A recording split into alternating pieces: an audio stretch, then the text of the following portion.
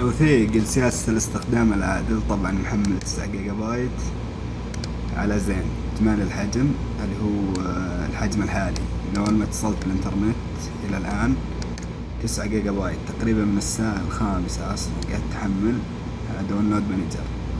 وبعد كذا انخفضت عندي السرعة إلى 1 ميجا، يعني نصب شركة زين. لاحظ سيرفر خارجي 1 ميجا، سيرفر سعودي يعطيك سرعة عالية، وهذا نصب عيني عينك يعني.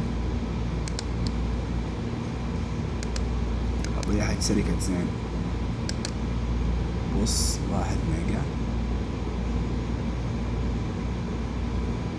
السيرفر السعودي ما شاء الله يعطيك طيارة هالنت. طبعا خدعة وتفنكة نصبة يعني، ولا هذه سرعتك الحقيقية أصلا.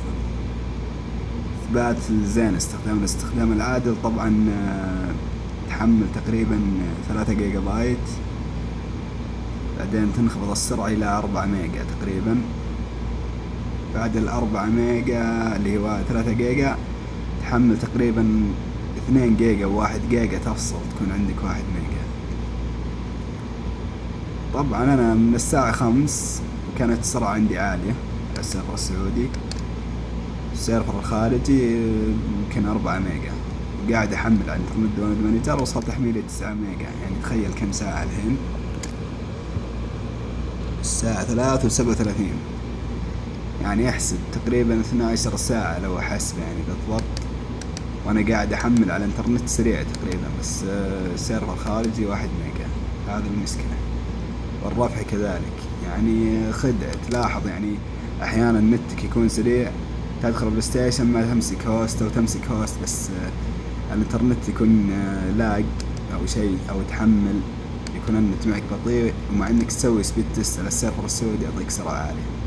هذه الفكرة بسياسة الاستخدام العادل زين، اللي هو تقيس على سيرفر زين تحس سرعة طيارة مجنونة، يا الله نتهم بطل، والبرج عندك المشكلة يدعم، لكن تفاجأ على سيرفر خارجي أو شيء خارجي الإنترنت بطيء. لكن ما أقول لا، حسبي الله ونعم الوكيل بس مع هالشركات. ثانك يو فيري ماتش. يعني الحين معطين له محدود على وشه، يعني سياسي إذا كان فيه مستخدمين آخرين على البرج مسببين زحمة وأنا أسبب زحمة، يعني يطبق عليه سياسة. لكن أحمل 3 جيجا والسرعة تدعم، مشكلة عاد.